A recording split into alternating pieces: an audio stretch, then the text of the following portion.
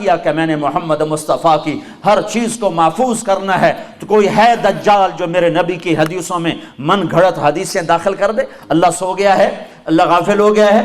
اللہ تعالیٰ کی طاقت سے بڑھ گئے ہیں دجال اور انہوں نے اللہ کے نبی کے کلام میں کلام داخل کر دیا؟ نہیں نہیں نہیں، یہ سارا کلام سند کے ساتھ ہمارے پاس آیا ہے، بغیر سند کے ایک قول نہیں ہے۔ میں نے بخاری محمد عبداللہ سے پڑھی، انہوں نے خیر محمد سے، انہوں نے انور شاہ سے، انہوں نے محمود الحسن سے، انہوں نے محمد قاسم سے، انہوں نے عبد الغنی سے، انہوں نے محمد اسحاق سے، انہوں نے عبد العزیز سے، انہوں نے شاہ ولی اللہ سے، انہوں نے ابو طاہر مدنی سے، انہوں نے ابراہیم کردی سے، انہوں نے احمد القشاشی سے، انہوں نے ابو المواہب شناری سے، انہوں نے محمد بن احمد الرملی سے، انہوں نے ابو یحییٰ انصاری سے، انہوں نے ابن حجر الاسقلانی سے، انہوں نے ابراہیم بن احمد التنوخی سے، انہوں نے احمد بن ابی طالب سے، اور انہوں نے عبد الرحمن بن اول سے، انہوں نے حسین بن مظفر الداودی سے، انہوں نے محمد بن یوسف الفربری سے، اور انہوں نے امام بخاری سے، امام بخاری نے حمیدی سے، حمیدی نے سفیان سے، سفیان نے یحییٰ بن سعید سے، انہوں نے محمد بن ابراہیم سے، انہوں نے علقمہ بن وقاص سے، انہوں نے عمر بن خطاب سے، اور انہوں نے محمد مصطفیٰ سے سنا انما الاعمال بالنیات۔ میں ایک حدیث کے پیچھے سارے سلسلے پڑھ کے سنا دیے ہیں کہ میں طارق جمیل نوائے وقت سے پڑھ کے نہیں بول رہا ہوں، اور میں اردو ڈائجسٹ سے پڑھ کے نہیں بول رہا ہوں، اور میں ریڈر ڈائجسٹ سے پڑھ کے نہیں بول رہا ہوں، ٹائم میگزین سے پڑھ کے نہیں بول رہا ہوں، میرے پیچھے 31 واسطے ہیں، میں ان واسطوں سے کہہ رہا ہوں انما الاعمال بالنیات، نیتوں کا دار و اعمال کا دار و مدار نیتوں پر ہے۔ میرے نبی کی ہر بات یوں مہر لگی ہوئی ہے، سکہ بند ہے۔ ارے وہ تو میرا نبی ہے، کوئی اقبال کی شاعری میں شاعری داخل کر کے دکھائے، اللہ کے فضل سے نکال کے باہر پھینکنے والے لوگ موجود ہیں، کہیں گے یہ اقبال کا کلام ہے اور یہ کسی اور کا کلام ہے۔ اقبال کے کلام کو پہچاننے والے تو موجود ہوں، اور محمد مصطفیٰ کے کلام کو پہچاننے والے کوئی نہ ہوں۔ رہیں گے جب تک سورج مغرب سے نہیں نکلتا۔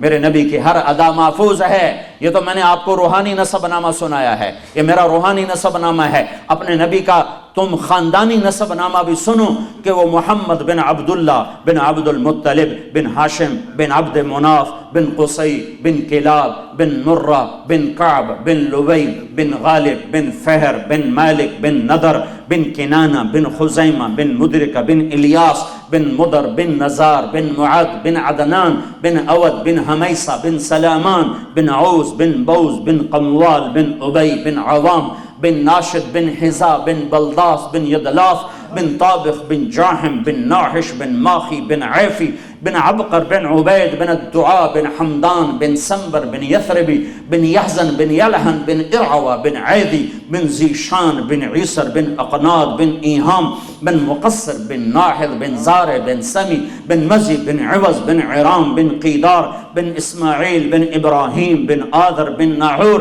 بن سروج بن رعو بن فائج بن عابر بن ارفخشاد بن سام بن نوح بن لامک بن متوشال بن ادریس بن یرد بن ملحل ایل بن قینان بن آنوش بن شیس اور بن آدم علیہ السلام۔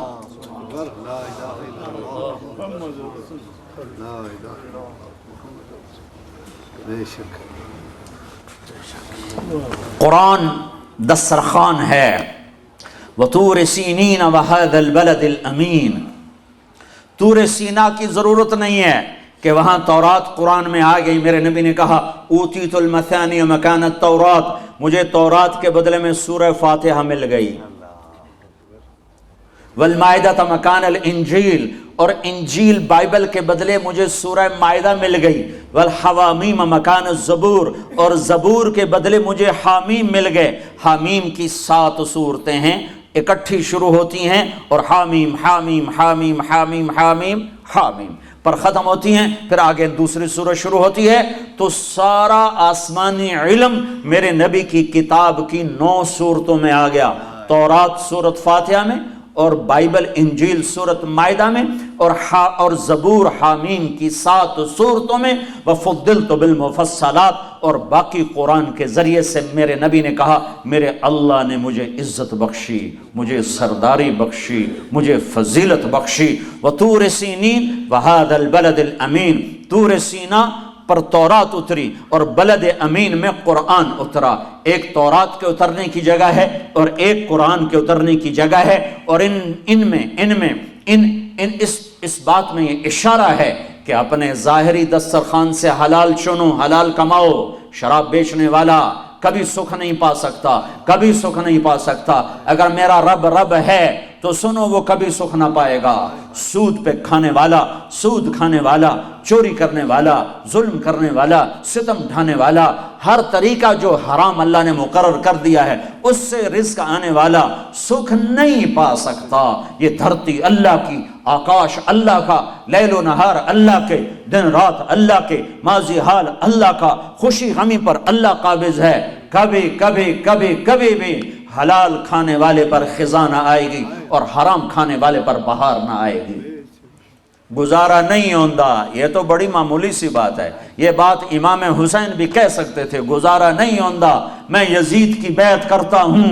ان کا نہیں، سر کاٹو، نیزے پہ چڑھاؤ، میرے جسم پہ گھوڑے دوڑاؤ اور امت محمد کو پیغام دو کہ اہل بیت یوں قربان ہوئے ہیں اپنے نانا کے دین پر. اور ان کو سنا دو کہ کلمہ اتنا سستا نہیں ہے، جنت اتنی سستی نہیں ہے.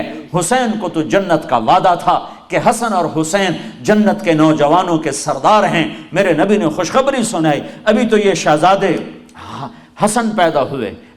میرے نبی نے پوچھا علی کیا نام رکھا ہے؟ کہا جی حرب. کہا نہیں حسن. حرب جنگجو. پھر حسین پیدا ہوئے 10 مہینے کے بعد. آپ نے پوچھا علی کیا نام رکھا ہے؟ کہا جی حرب جنگجو. کہا نہیں یہ حسین، یہ حسین. پھر میرے نبی نے فرمایا جب سے آدم کی نسل چلی ہے یہ 2 نام اللہ نے سنبھال کے رکھے تھے میرے بچوں کے. آج تک کسی کا نام حسن حسین نہیں رکھا گیا. حضرت حسن سر سے لے کر کمر تک اللہ کے نبی کے مشابہ تھے اور کمر سے لے کر پاؤں تک حضرت علی کے مشابہ تھے. اور حضرت حسین سر سے لے کر کمر تک حضرت علی کے مشابہ تھے اور کمر سے لے کر پاؤں تک اللہ کے محبوب کے مشابہ تھے. اس لیے میرا نبی فرمایا کرتے تھے حسن میرا بیٹا ہے، حسین علی کا بیٹا ہے. دونوں سے پیار کرتے تھے لیکن حسن سے زیادہ پیار تھا.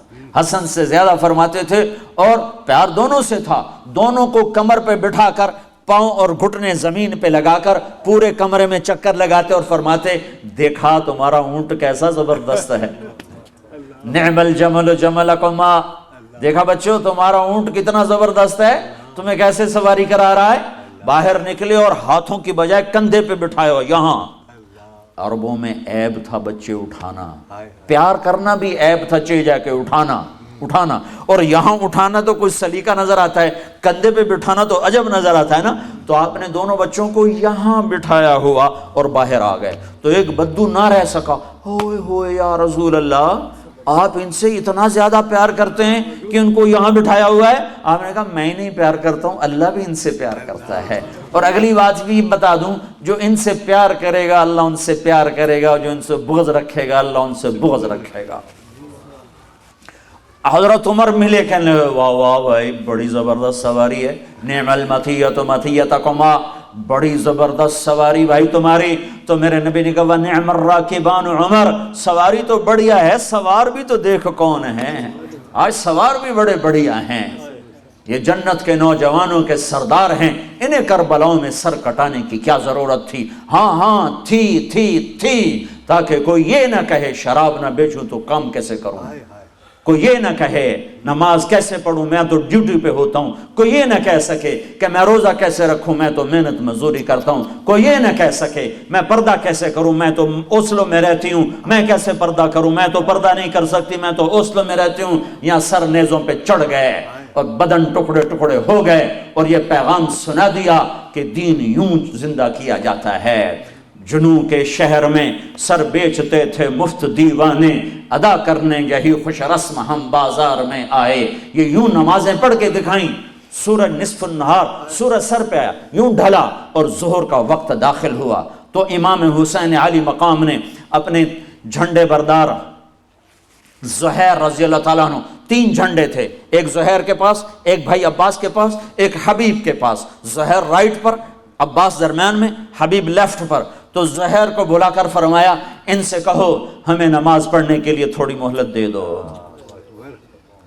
نماز کی اب بھی ضرورت ہے.